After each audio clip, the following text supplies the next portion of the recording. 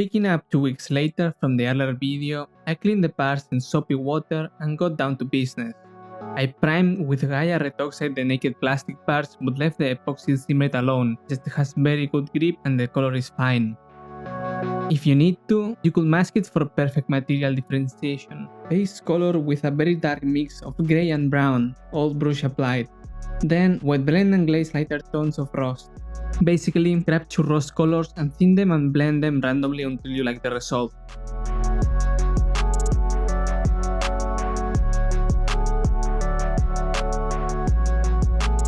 Use Tamiya lacquers for soft edge German tricolor. You can check my earlier beats for more on this, link on top.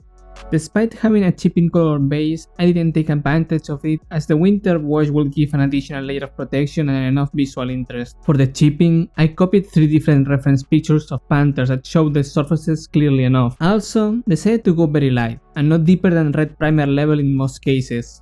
Seal the work so far with satin varnish. Now for the main subject. 2 layers of chipping fluid and let it dry to touch. I'll be using Mr. Color Lacquer Off-White. As this is at the end of winter, most of it is already washed off. I applied very uneven and spotty. You can search some reference to see how the winter wash looked and worn off on different vehicles. With a stiff brush and warm water, start chipping the paint as you see fit. With some metal pointy tool, you can scratch with more precision and make smaller chips around.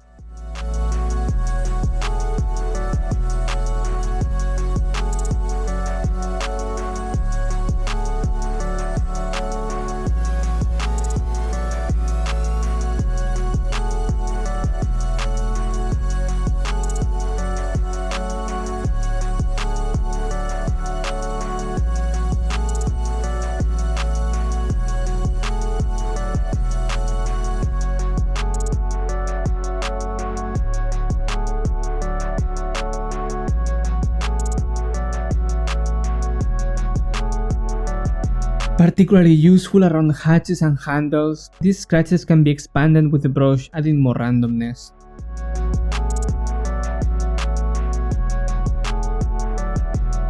With the mechanical chipping done, it's time to refine these harsh looking edges.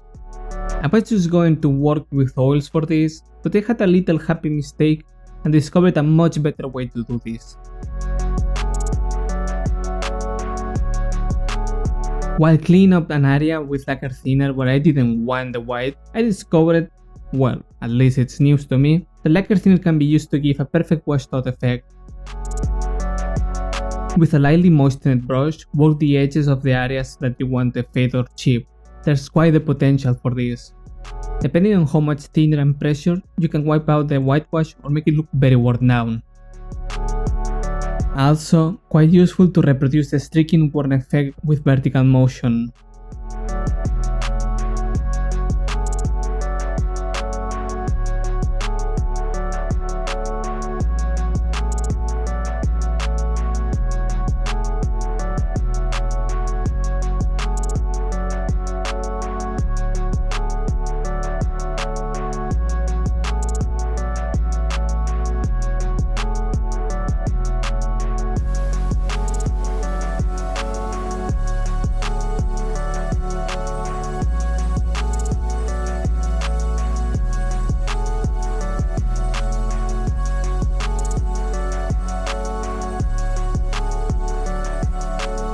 Use a Q-tip to wipe larger areas of paint.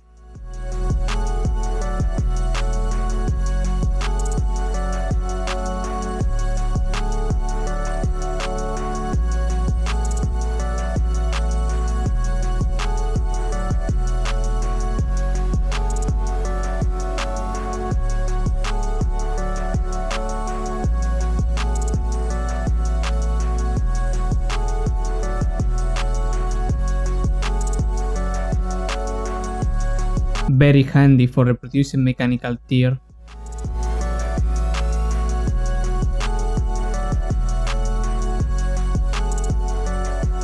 Overall, very interesting thing, but it's not idiot proof and tricky. Be careful using lacquer thinner, as it will eat to the plastic if you don't pay attention or flood the surface. Here you can see a mostly finished side. Special attention to the surfaces that get more weird.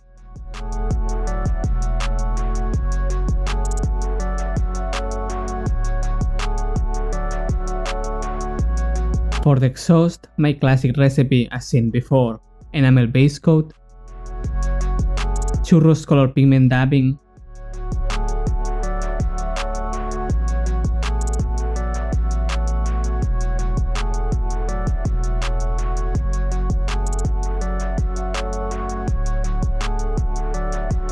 and ready. Here's a dried one. Leave it as it is, or use a sponge chipping for newer looking one, applying some top layers of paint. Finish with a winter wash on all surfaces, and now add the side skirts. Don't forget to add the photo edge and whatever other parts you left out, like the jack. Don't worry, we'll blend it in on the third step of the wash.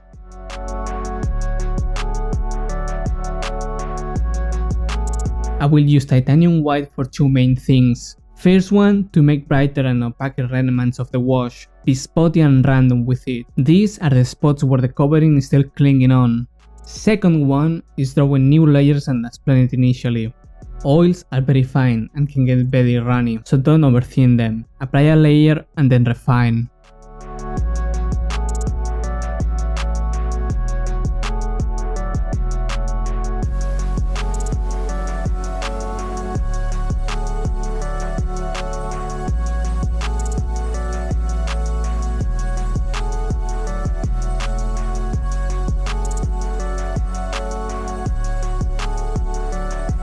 Dry blending is the easiest technique possible and very handy for this.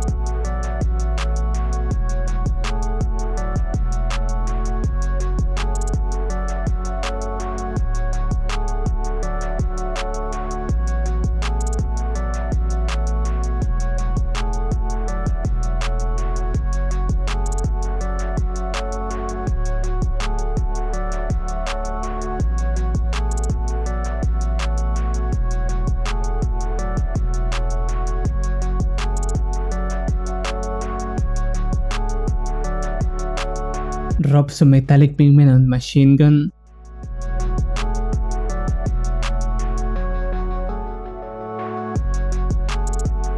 The headlight broke, so here's a quick fix. Drill the base, cut the leg, drill the base, cut the leg off a staple and glue it in. Then carefully drill the other side. Some super glue, and now it's stronger than before. Now onto decals. The surface is a bit problematic.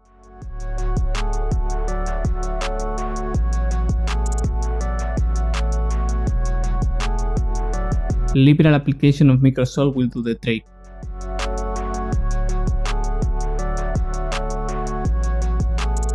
Sealed all the work so far with Gaia satin varnish. Starting the pink washes with a custom mix in dark brown and grey with a bit of green for flavor.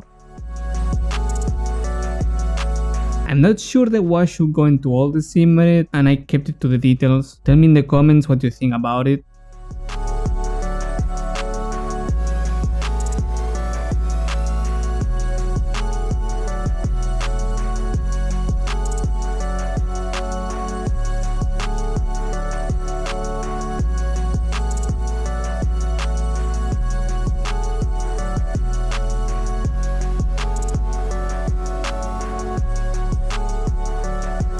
My theory for not applying the wash on this overall surface of the cement is that it will give a very fine, weird, stark contrast. While if it gets dirty on later stages when I do the mud and dust and grime, it will be like more fine and natural. But again, if someone has some interesting opinion about it, just write it down. Meanwhile, I'll finish the last minute add-ons. Base color Tamiya LP55 Dunkel Level 2. Then with the sponge, some light scuffing and chipping with the light tan. A few deeper chips with dark rust. Same wash applied to the tank.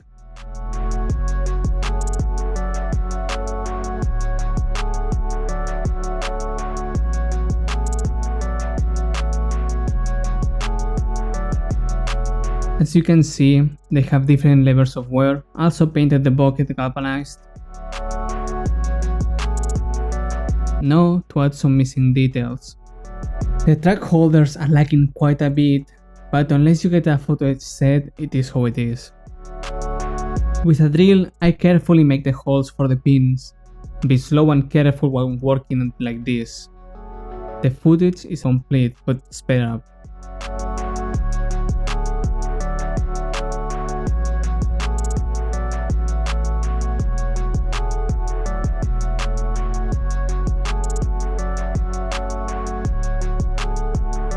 With this wire, I'll cut the L-shaped stoppers.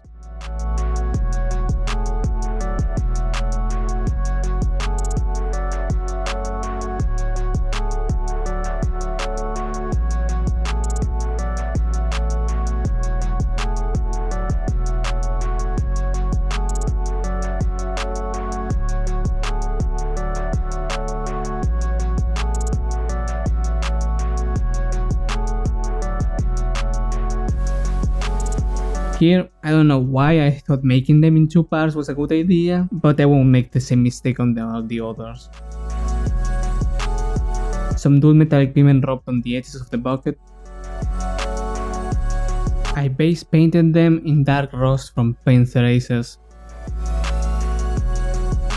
A. Now I'll give them some rust tones with diluted acrylics from the Vallejo Rust and Stain set. And a black oil wash as it needs some extra definition.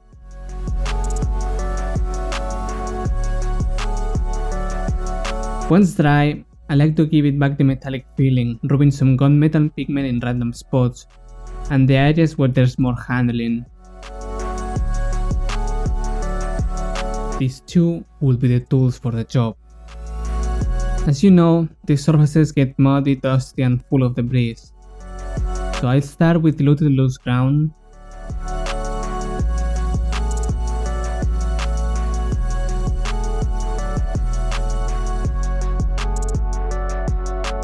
Some flicking for micro splatters.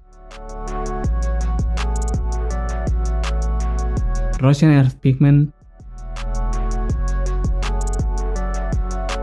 And time to blend our custom color gradient.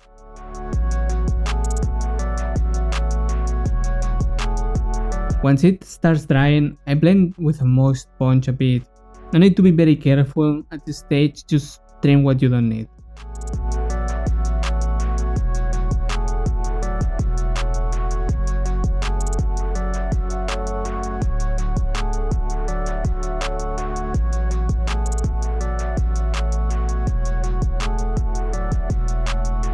Once it's almost dry, I dry blend it with the sponge for shape and creating the full gradient. Also to make the turret rotation shapes.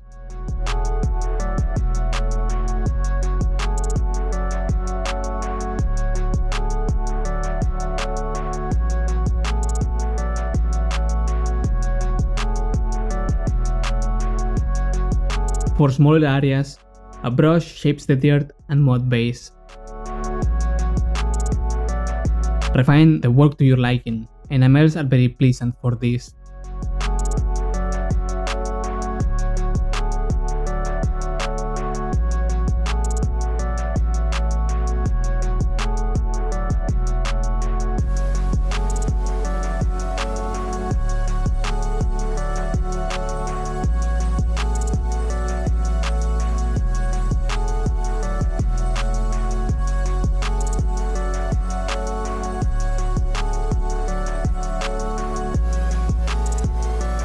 chose this wet ground enamel, not due to the color, but because it has a wet finish. Apply it to the most areas, blend it,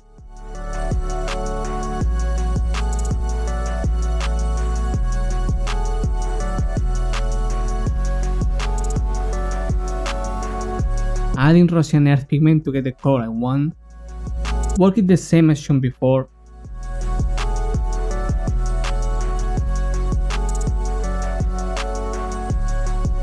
And don't forget the blending the accessories too. I use AK Winter Streaking Grime on some areas where the water and debris will drag the dirt down.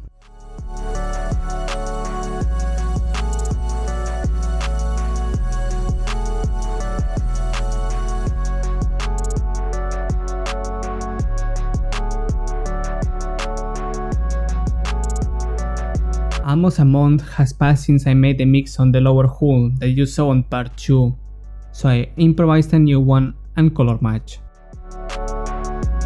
Anyway, I flick and splatter the mixture on the lower parts.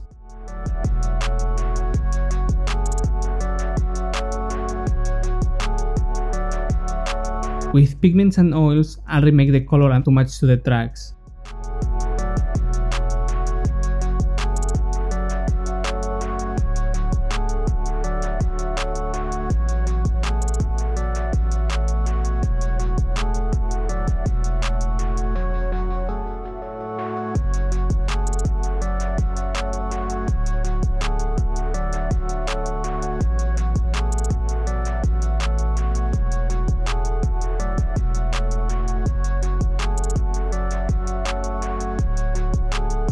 I think it's obvious, but remember to keep welding in scale and eliminate big weird splats and stains. For the skirts, it's very simple to weather them, as you can see.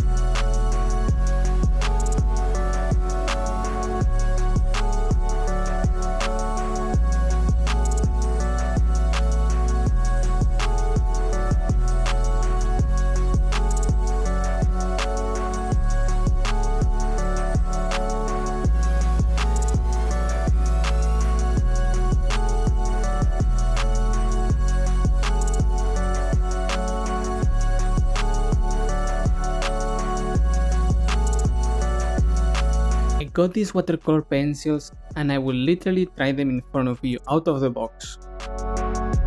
I think the two main uses is edge highlight and small color variations. It works okay, but I need to read what's the deal with these pencils.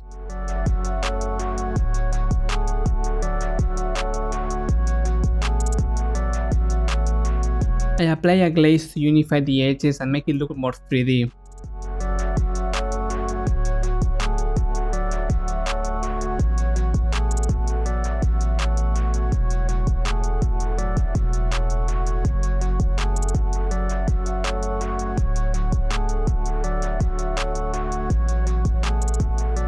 Same wash as the vehicle.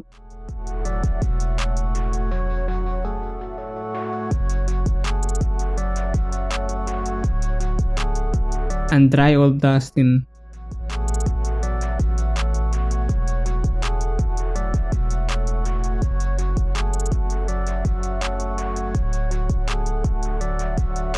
For the top, I start with diluted raw sienna,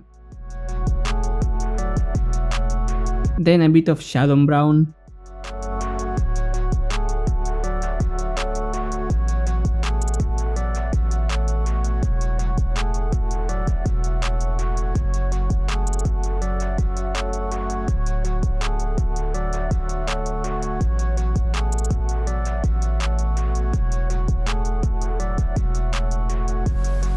Dab some Russian earth pigment and fix with enamel. Let it dry.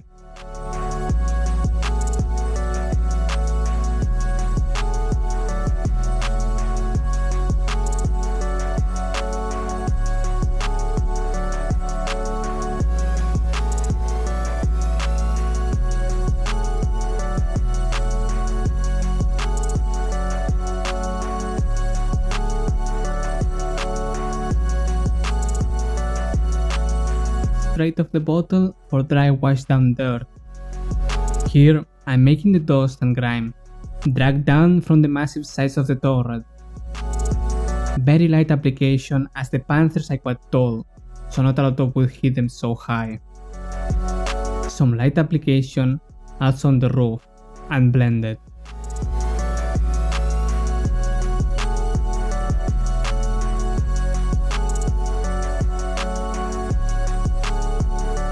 The sides get the streaking effect with an almost dry brush.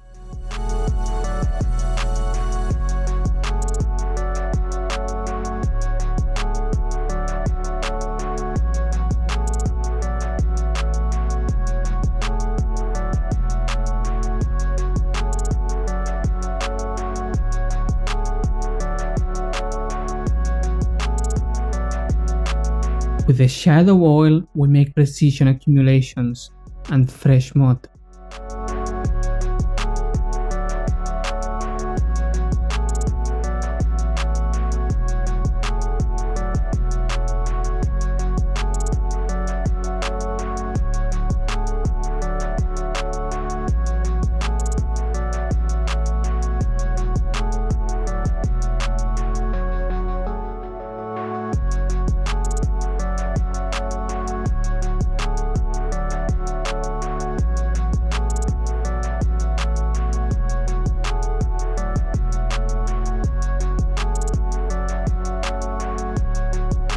Add some fine sieve earth for the breeze accumulation.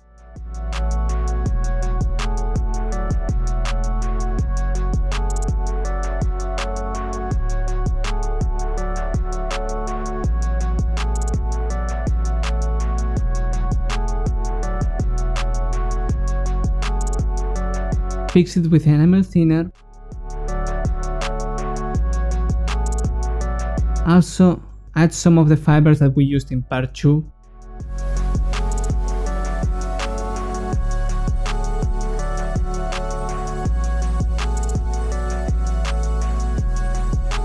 Oil stains build up with several layers and of different intensity.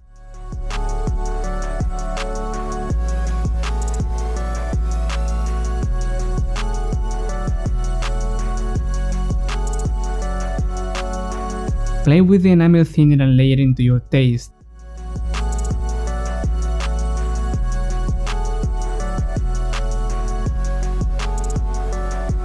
And we are done.